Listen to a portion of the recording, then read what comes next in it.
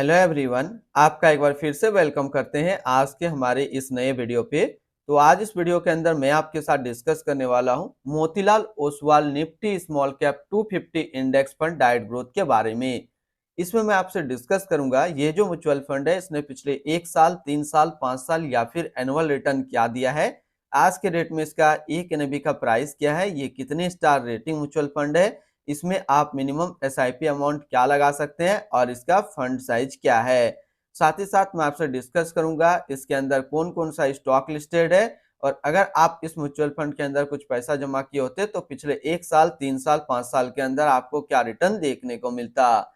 और लास्ट में मैं आपसे डिस्कस करूंगा कि क्या हमें Motilal Oswal Nifty small cap 250 index fund diet growth के अंदर इन्वेस्टमेंट करना चाहिए या फिर नहीं करना चाहिए। अगर आपने ऑलरेडी इन्वेस्ट किया है तो आगे आप अपना एसआईपी और लमसम के साथ क्या करेंगे। Motilal Oswal Nifty small cap 250 index fund diet growth ये एक इक्विटी म्यूचुअल फंड है जो कि स्मॉल कैप कैटेगरी के अंदर आता है और ये एक moderate high risk mutual fund है। इसने जो पिछले 1 साल में रिटर्न दिया है वो रिटर्न है 43.04% का। अगर 3 साल के रिटर्न के ऊपर बात करें तो 3 साल में 22.35% का रिटर्न दिया है। 5 साल के रिटर्न के ऊपर बात करते हैं तो 5 साल में 29.66% का रिटर्न है। और अगर एनुअल रिटर्न की बात करें तो इनका एनुअल रिटर्न है 29.52% का। ध्यान देंगे अभी जो भी रिटर्न मैंने आपके साथ यहाँ पे डिस्कस किया ये इनका वन टाइम यानी कि लमसम का रिटर्न है। अगर आप एक बार में कुछ पैसा इन्वेस्ट करते तो आपको ये रिटर्न देखने को मिलता। अगर आप एसआईपी के थ्रू इन्वेस्टमेंट करेंगे तो रिटर्न आपको कुछ और मिल सकता है। क्या मिल सकता है ये चीज मैं इसी वीडियो के अंदर आपके साथ डिस्कस करूंगा। एनएवी के ऊपर बात करते हैं तो आज के डेट में इसका एक एनएवी का प्राइस है 37 रुपया 80 पैसा। रेटिंग की बात करें तो ये 2 स्टार रेटिंग म्यूचुअल फंड है। इसमें आप मिनिमम एसआईपी अमाउंट 500 रुपया लगा सकते हैं और इसका फंड साइज है 828 करोड़ का। यानी कि अभी तक Motilal Oswal Nifty small cap 250 index fund के अंदर जो पैसा लगा हुआ है वो टोटल 828 करोड़ का लगा हुआ है। अब बात करते हैं कि अगर आप इस म्यूचुअल फंड के अंदर कुछ पैसा जमा करते तो फिर आपको क्या रिटर्न देखने को मिलता। इससे पहले अगर आपने अभी तक आप स्टॉक पे अपना अकाउंट ओपन नहीं किया और करना चाहते हैं तो इस वीडियो के डिस्क्रिप्शन में मैंने अपना डीमेट अकाउंट का रेफरल लिंक दिया है।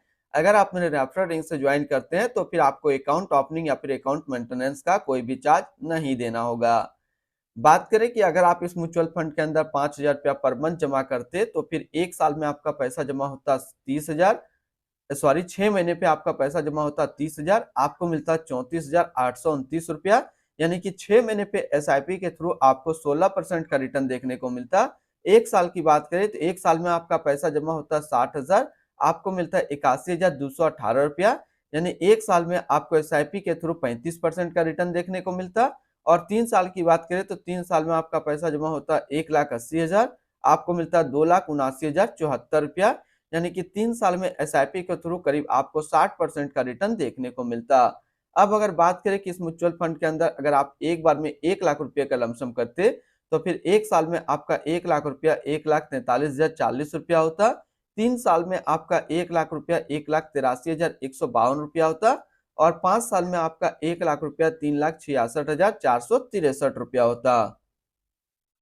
होल्डिंग की अगर बात करें तो इसके अंदर जो टोटल स्टॉक है वो टोटल 250 स्टॉक लिस्टेड है। अगर हम इसमें टॉप 10 और उसके सेक्टर वाइज डिस्कस करें तो पहला नाम आता है Multi Community Exchange of India Limited service क्षेत्र, Crompton Greaves Consumer Electricals Limited consumer discretionary, Blue Star Limited consumer discretionary, Central Depository Service India Limited financial, Glenmark Pharmaceuticals Limited health care, Computer Age Management Service Limited service, Cholamandalam financing holding limited financial, bridge enterprises limited construction, National Aluminium Company Limited metal and mining and Laurus Labs Limited health care के क्षेत्र में है।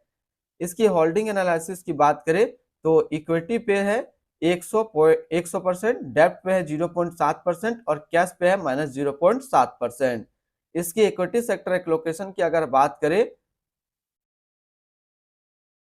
तो financial पे है 16.4%, health care 12.4%, service 11.1%, others 10.7%, capital goods 10.2%, construction 9.3%, chemical 7.6%, consumer steps 6.5, metal and mining 5.5, consumer discretionary 5.3 और technology पे है 5.1%।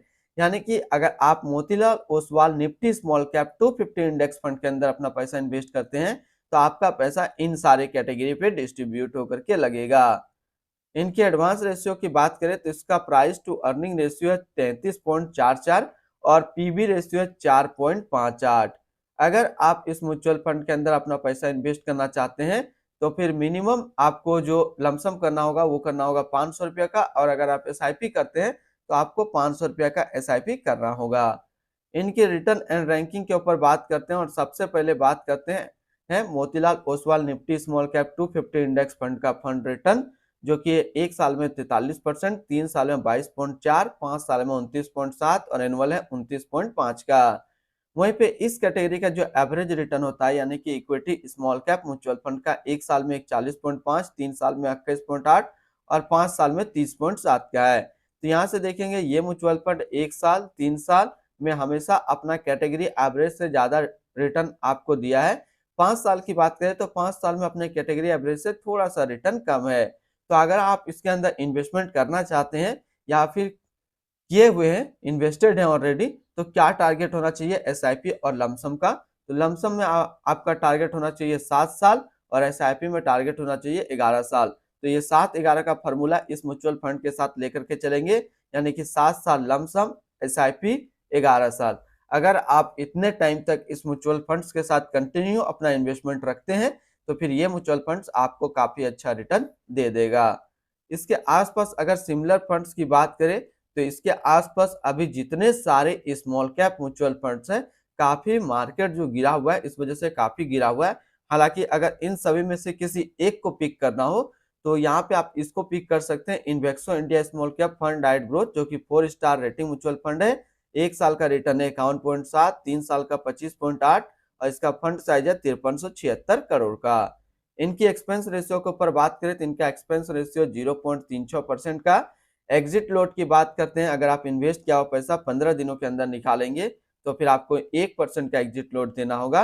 और स्टम्प ड्यूटी की बात करें तो स्टम्प ड्यूटी है 0.005%। टैक्स इम्प्लानेशन की बात करते हैं, अगर आप इन्वेस्ट किया हुआ पैसा 1 साल के अंदर निकालेंगे तो जो भी आपका रिटर्न होगा उस पर आपको 20% का टैक्स पेमेंट करना पड़ेगा। अगर आप 1 साल के बाद इससे अपना पैसा निकालते हैं और 1 साल में 1,25,000 का रिटर्न बनता है तो फिर आपको 12.5% का टैक्स पेमेंट करना होगा। यानी कि शॉर्ट टर्म कैपिटल गेन पे आपको 20% टैक्स देना है और लॉन्ग टर्म कैपिटल गेन पे आपको 12.5% का टैक्स पेमेंट करना है।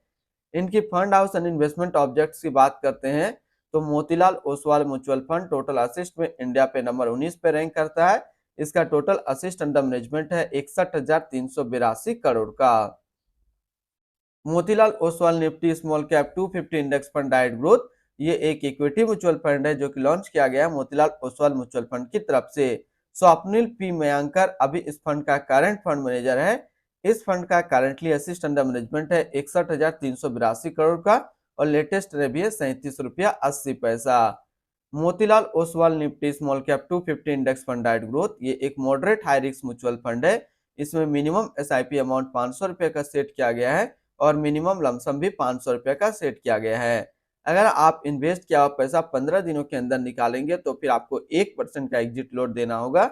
और इसकी फंड बेंचमार्क की अगर बात करें तो इसका फंड बेंचमार्क है Nifty small cap 250 total return index. तो आज इस वीडियो के अंदर मैंने आपके साथ डिस्कस किया Motilal Oswal Nifty small cap 250 index fund के बारे में। फिर मिलते हैं हम लोग नेक्स्ट को इस तरीके का वीडियो की अच्छी जानकारी को लेकर के।